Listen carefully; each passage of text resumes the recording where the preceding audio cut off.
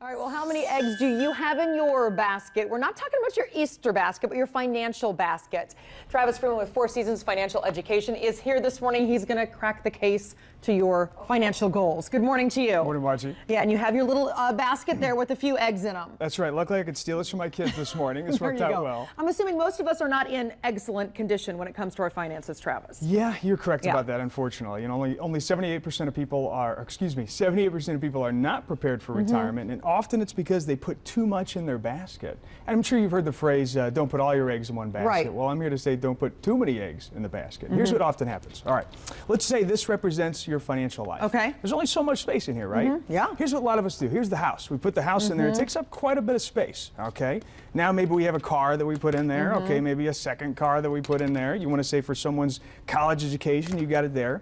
Now we need to save for the 401 for retirement. Ruh-roh.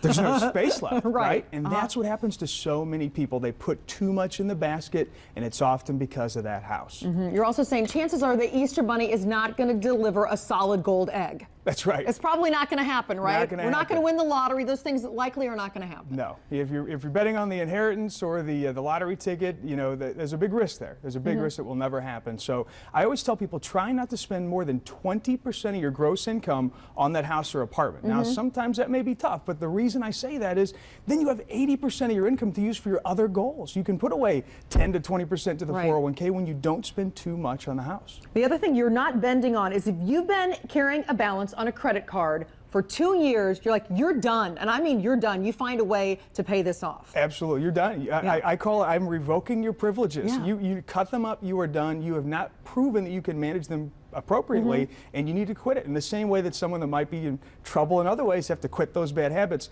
cut the cards up, you're done. Well, and not only that, you're saying it may take extreme measures to pay them off, and people are doing it. I have actually seen people in their 50s sell their homes, move in with their family members, pay off their debts, and then get back to their life. And it's a lot better than struggling for 10 years paying those credit cards off. Yeah, it absolutely is. Anything else that we should keep in mind when it comes to our financial goals and meeting those, Travis? Again, I can't stress enough, Margie, this is home buying season. Yeah. When you're going to look for that house, the bank will approve you for this much.